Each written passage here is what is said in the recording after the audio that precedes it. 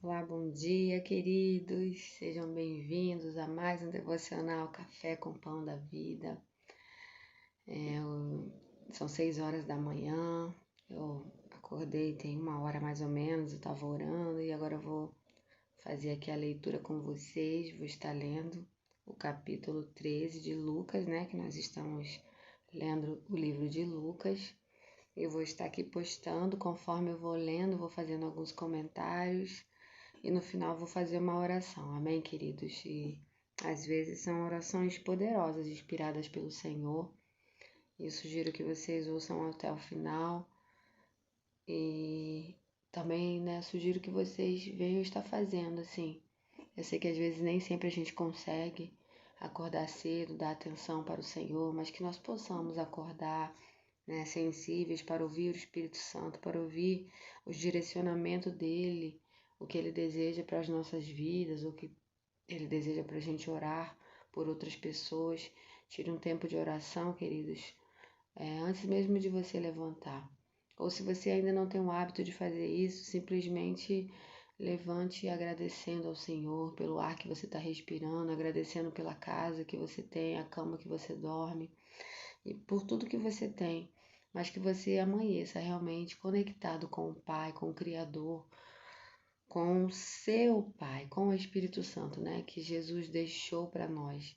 Porque Jesus não está aqui conosco, está assentado ao lado do trono de Deus, mas ele deixou o Espírito Santo conosco, querido, para que nós possamos estar em comunhão com o Espírito Santo. É o que eu sugiro a vocês. Amém?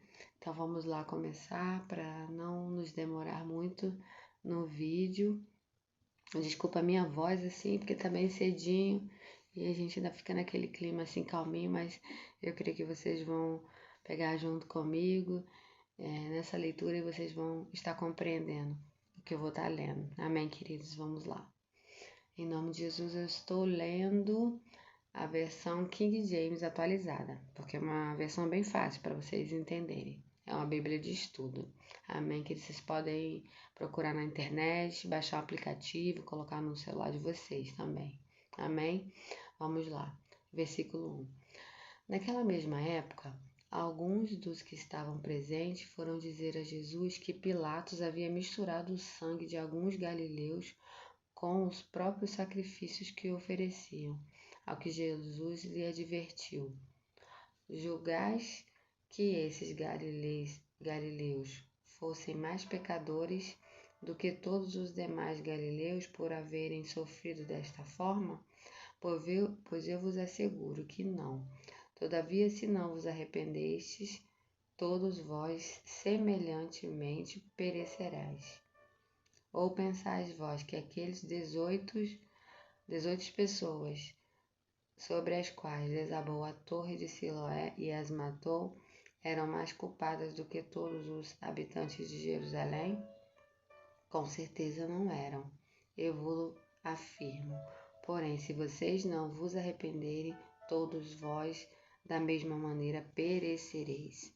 Então, Jesus aqui estava advertendo, que algumas pessoas estavam pensando, porque esses dois acontecimentos trágicos, o assassinato de alguns galileus e a queda, dessa torre de Siloé, aconteceu que muitos homens morreram tragicamente. E Jesus advertiu: você acha que só porque eles morreram assim eles são mais pecadores do que vocês? Nada disso. Eu vos advirto, ele está falando aqui, que se vocês não se arrependerem, vocês vão perecer da mesma forma. Então, Jesus quis dizer aqui que se eles não se arrependessem, eles iriam morrer, também, igualmente a eles. Porém, Jesus, eu creio que ele esteve falando aqui também por parábolas, Algumas pessoas não entendem, como talvez algumas de vocês estejam lendo aqui e falam assim: poxa, mas todos nós vamos morrer, com certeza, Se as pessoas que morreram ali com a tragédia, por que se a gente não se arrepender, a gente vai morrer igual? É porque, queridos, o que acontece? Deus criou o homem, lá em Gênesis. Se você for ler a Bíblia, começar a ler a Bíblia do começo, o ideal é ler pelo Novo Testamento, para quando você lê o Antigo Testamento, você lê com a luz do Novo Testamento, que o Novo Testamento foi escrito depois que Jesus veio. Então, lá no Antigo Testamento, em Gênesis, diz que Deus criou o homem para governar, sem pecado, livre, né? Ali no Jardim do Éden, tinha tudo que o homem precisava. O homem que eu digo é a humanidade, né? Porém, o primeiro homem, que era Adão, ele pecou, ele desobedeceu ao Senhor, né? O Senhor deu uma ordem a ele, ele não desobedeceu, ele desobedeceu. E por conta disso, o pecado entrou no mundo, né? E o inimigo, a Satanás, ele se apossou da terra que foi dada ao homem. E ele é o príncipe, né, dessa terra. Hoje em dia nós falamos que o mundo já é do maligno, né? A palavra do Senhor diz. E, consequentemente, né, veio o pecado sobre a humanidade. E por causa desse pecado que acontece tantas tragédias hoje em dia, entendeu, queridos? Acontecem mortes, acontecem tantas coisas, mas nós não fomos criados para morrer, entende? Por isso que quando alguém morre, nós ficamos tão tristes, nós não conseguimos compreender a morte, porque nós não fomos criados para isso.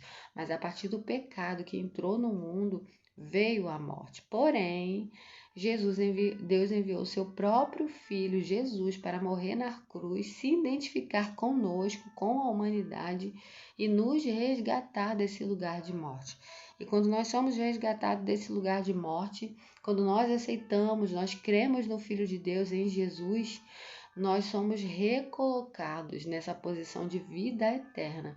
Então, nós nos livramos da morte. Então, é o que Jesus está falando aqui para eles e talvez eles não compreendam. Que para isso eles têm que se arrepender e aceitar Jesus. Então, nos dias de hoje, nós podemos trazer. As pessoas precisam se arrepender dos seus pecados. Elas estão como inimigas de Deus, assim como eu fui outrora. Há um tempo atrás, antes de eu me converter, eu era inimiga de Deus, porque eu não conhecia Deus, eu não tinha confessado Jesus. Então eu precisava me arrepender dos meus pecados, me alinhar ao caminho do Senhor, às Escrituras, e assim a humanidade precisa fazer para que eles não tenham a morte eterna. Amém, queridos? Eu espero que eu tenha conseguido passar para vocês aqui que está no meu coração, mas eu creio que é algo muito importante, caso alguém que venha futuramente estar vendo esse áudio, né, esse vídeo, ouvindo, que eles compreendam o que Jesus estava querendo dizer aqui sobre o arrependimento e a morte. Porque não é algo simples para uma pessoa que não conhece Jesus estar lendo isso e entender. Só quem já tem o Espírito Santo como eu dentro, né?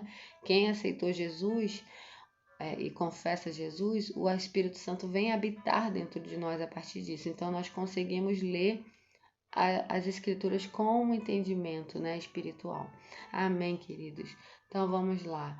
Como às vezes eu paro assim no meio das Escrituras, conforme eu estou lendo, para estar falando algo com vocês, eu creio que seja do Espírito. Caso não dê tempo de eu ler tudo, eu sugiro que vocês continuem a leitura do capítulo todo. Amém, queridos? Então vamos lá. A parábola da figueira estéril. A partir do versículo 6. Em seguida, Jesus lhe propôs a seguinte parábola. Certo homem possuía uma figueira cultivada no meio de uma grande plantação de videiras. Contudo, vindo procurar fruto nela, não encontrou, nem ao menos um fruto. Meu Deus. E por isso recomendou ao vincultor. Vincultor é a pessoa que está ali, né, cuidando da figueira. E aí, este é o terceiro ano que eu venho buscar frutos dessa figueira e não acho. Sendo assim, pode cortá-la, para que ela ainda está ocupando inutilmente a boa terra. E o vincultor, porém, lhe rogou: Senhor, deixe ainda por mais um ano, e eu cuidarei dela, cavando ao seu redor e adubando. Se vier dar fruto no próximo ano, muito bem. Caso contrário, mandarás cortá-la. Então, Jesus está falando aqui uma parábola sobre uma árvore, né, que não estava dando frutos. Então, nós podemos nos referir isso a nós, né? Nós podemos estar tanto tempo, né, ali ouvindo a palavra de Deus, congregando em uma igreja. Desculpe, queridos, o cachorro latindo lá fora. Deve estar passando algum cachorro aí na frente. E nós, porventura, não estamos dando frutos, né? E o que é o frutos do Espírito Santo? O frutos do Espírito é bondade, paciência, longanimidade, benignidade, a gente agir com o bem com as pessoas, né? Enfim, todos esses frutos. Agora eu não estou lembrando a passagem. Os cachorros também tiram um pouco da minha concentração. Mas eu gostaria de não parar. Tomara que eles parem de latir. Então, vamos lá. Então, os frutos do Espírito é amor, paciência, benignidade, bondade. Agora o cachorro parou, eu consegui me concentrar. Paciência, domínio próprio. Enfim, vocês depois vão ler lá em Gálatas, tem os frutos do Espírito. Quando nós aceitamos Jesus, nós somos como uma árvore. Nós nascemos para dar esses frutos por causa do Espírito Santo que habita dentro de nós. O nosso Espírito Santo conectado com o Espírito de Deus, nós estamos aptos a produzir esses frutos. Então, se uma pessoa aceitou Jesus e ela não teve uma mudança em que as pessoas olhem para ela e vê, nossa, essa pessoa ela tá diferente, sabe? Ela tá agindo de forma diferente, ela não era assim. Óbvio que nós não vamos ficar perfeitos, santos, né, queridos? Mas nós percebemos uma mudança nas pessoas. Eu, por exemplo, quando eu me converti, algumas pessoas falavam assim, nossa, você está falando mais manso agora, falava diferente. Falava agressiva, não sei o quê. Enfim, isso é só um exemplo que eu estou dando, mas existe tantos outros exemplos, né, de mudança que acontece no nosso caráter, na nossa vida. Então, quando a pessoa, né, digamos que nós somos uma árvore e não está dando fruto, Jesus está falando ali que é melhor cortar, tirar ela ali do meio das pessoas, porque ela está ali e não está produzindo fruto, que é melhor cortá-la. Mas aí a pessoa ali que estava cuidando dela falou, não, me dá mais um ano, eu vou adubar a terra. Então é a pessoa, né, digamos assim, que está ali adubando como se fosse o coração da pessoa, né? Tipo, amolecendo o coração da pessoa para que essa pessoa venha a aceitar Jesus verdadeiramente, né? Creio eu assim. Porque tudo vem do coração, né? O arrependimento vem do coração, as boas obras vêm do coração. E a gente costuma dizer que a terra, né, é o nosso coração. Então, ali o agricultor, o vincultor, né, ele pediu mais um tempo para poder estar ali. Então, Deus, ele dá chance para nós, né, queridos? Ele tem um amor benigno. Ele falou, não, vou esperar mais um pouco, vou adubar essa terra aqui, esse coração, para ver se ele se aquebranta. Deus, ele nunca desiste, sabe? Vai chegar uma hora que não vai ter jeito, mas quanto ele puder ali ser benigno, amoroso, ele puder não, ele né? Ele vai ser. Amém, queridos? Então é isso. Vamos prosseguir. Uma mulher curada no sábado. Aconteceu que um certo sábado, quando Jesus estava ensinando numa das sinagogas, se aproximou uma mulher possuída há 18 anos por um espírito de enfermidade que a mantinha doente. Ela caminhava encurvada, sem condições alguma de se endireitar. Ao observá-la, Jesus pediu que viessem à frente e afirmou: Mulher, está livre da sua enfermidade. Em seguida, lhe impôs as mãos e naquele mesmo instante ela se endireitou e passou a glorificar a Deus. Entretanto, o dirigente da sinagoga, indagando ao ver Jesus curando no sábado, admoestou a multidão. Há 6 dias em que se deve trabalhar. Vinde, portanto, nesses dias para seres curado e não no sábado.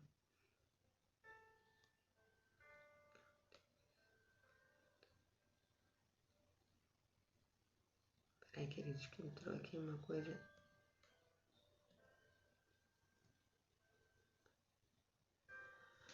Deixa só um minutinho. Para serem curados e não no sábado. Então Jesus exclamou: Hipócritas, porventura cada um de vocês não desamarra no sábado o seu boi ou jumento no estábulo e o leva dali para servir-lhe águas?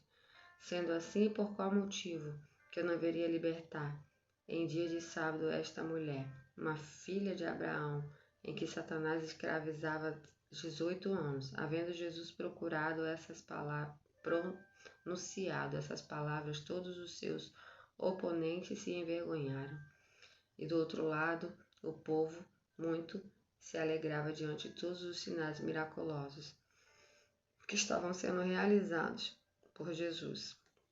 Então, mais uma vez, né, queridos, Jesus ele cura no sábado, né, onde havia algo ali religioso que não poderia se trabalhar no sábado, sendo que Jesus chamou eles de hipócritas, dizendo, vocês não desamarram o burro de vocês e dão água? Por que eu não posso curar uma mulher que está oprimida, né, por Satanás com uma enfermidade? E eles ficaram envergonhados, né? E enquanto isso, a multidão que seguia Jesus se alegrava, né, com os miraculosos milagres, e todos ficavam ali muito felizes, né? Glória a Deus, queridos, porque Jesus ele veio para curar, seja na segunda, na terça, no sábado, todo dia ele está disponível com uma cura, uma libertação, amém, queridos? E vamos prosseguir. A parábola do grão de mostarda. Então Jesus questionou: com que se assemelha o reino de Deus? Com que compararei? É parecido com um germinar. Só um minuto que passou muito aqui.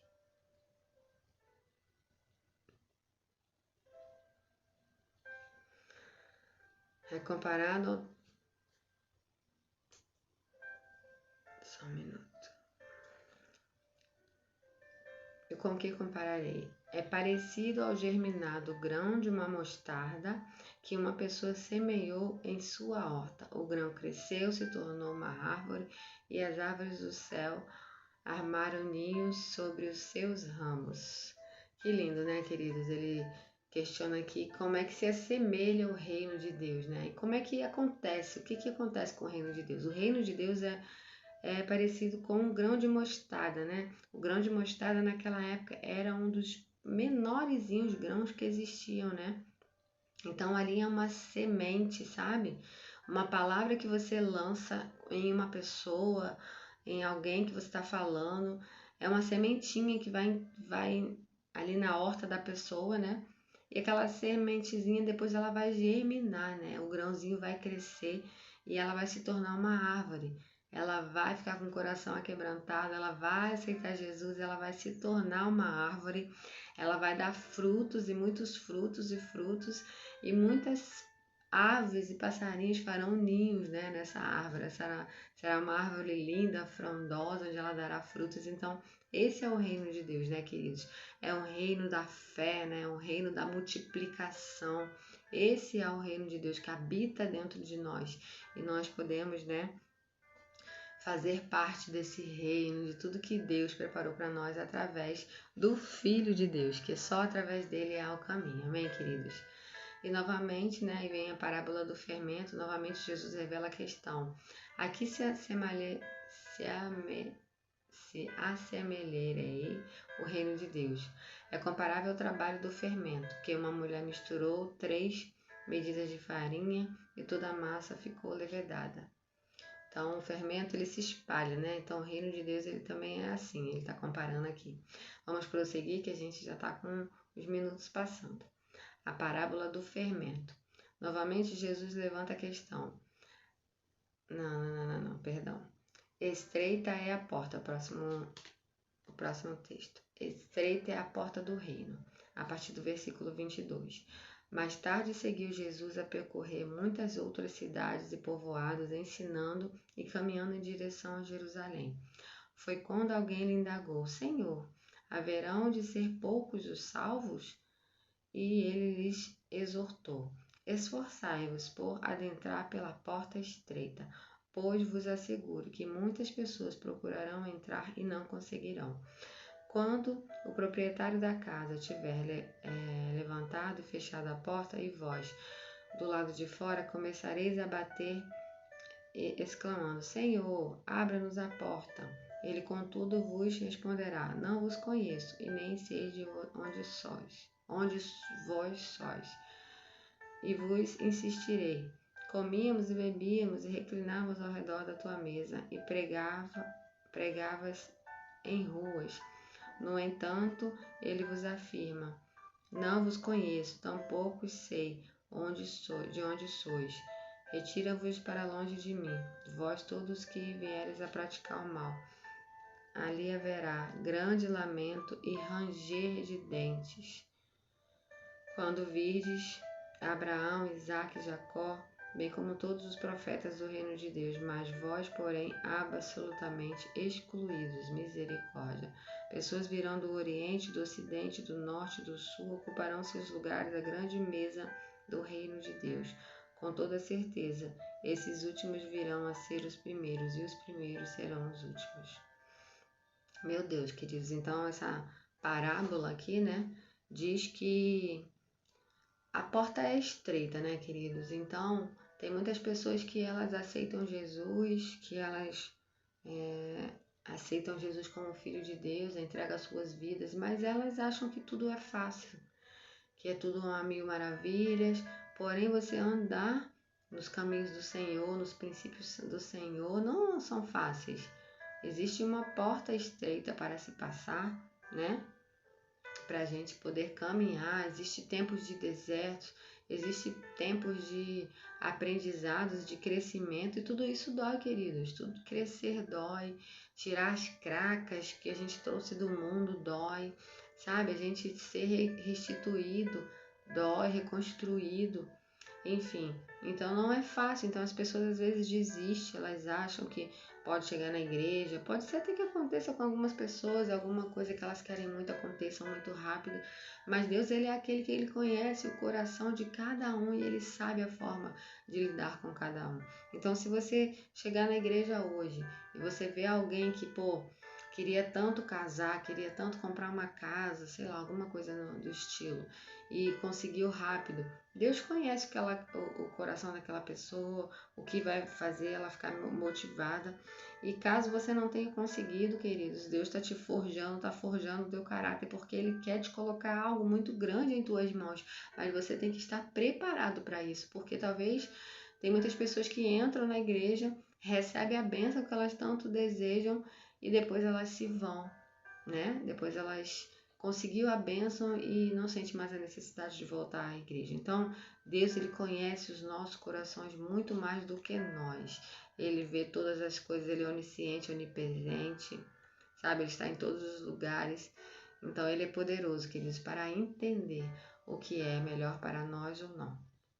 E o último texto aqui fala sobre o lamento profético de Jesus, a partir do versículo 31. Naquele mesmo momento, alguns dos fariseus se aproximaram de Jesus e lhe avisaram: parte agora mesmo, vai-te daqui, pois Herodes inventa matar-te. Ele, entretanto, lhes ordenou: ide, anunciai essa raposa, que hoje e amanhã expulso demônios e curo enfermos, e no terceiro dia estarei pronto. Contudo, prosseguirei meu caminho hoje, amanhã e depois de amanhã. Afinal, nenhum profeta deve morrer fora de Jerusalém.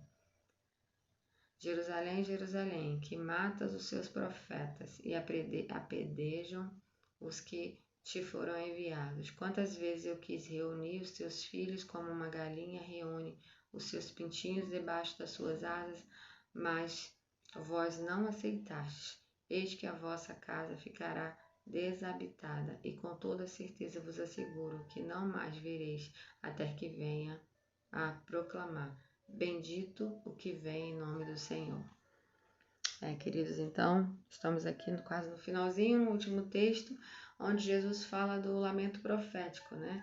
Porque no Antigo Testamento, todas as pessoas que vinham falar, né? Todo o Antigo Testamento, ele apontava para a vinda de Jesus, né? E muitos profetas em Jerusalém, eles foram mortos, né? Porque eles falavam coisas vindo da parte de Deus, eles proclamavam e eles foram mortos, né? Jerusalém matava os seus próprios profetas. E foram aqui falar de Jesus, né? Que Herodes estava querendo matá-lo, mas ele sabia que ele não ia morrer ali naquele momento, que ele ainda ia cumprir o que ele tinha que fazer ali nos 2 dias, e no terceiro dia ele estaria pronto, ele ia se entregar, né? Ele se entregou na hora que ele quis. Não pegaram ele, mataram, podia matar ele em qualquer momento. mas foi na hora certa, que tudo estava pronto, era o momento certo de Jesus passar por tudo aquilo, cumprir o propósito ao qual ele veio, que não foi fácil, querido, por meio de nós. E ele diz aqui no final que Deus ele quis muito reunir, né, ali os seus filhos de Israel, como uma galinha une os seus filhos, né? Deus quis muito isso, mandou os profetas, mandou o seu filho, pelo amor, né, dos judeus de Jerusalém, mas eles não quiseram. Outras pessoas de fora, né, Jesus alcançou através dos seus discípulos. Os ímpios foram alcançados assim como eu. Não sou de descendência, né, judaica, nem hebreus, mas eu fui alcançada pela palavra do Senhor. Mas, queridos, tem judeus hoje que não acreditam que Jesus veio. Eles acreditam que ele ainda vai vir. Então, Jesus, eu creio que ele está falando aqui sobre isso, que eles não aceitaram, né? Mas que eles só viriam a entender quando o Senhor viesse pela segunda vez. Então, alguns estudiosos dizem, queridos, que Jesus vem primeiramente por causa dos escolhidos do Senhor, pelo o povo de Deus, né? Que ele preparou, que ele tirou lá do Egito, enfim.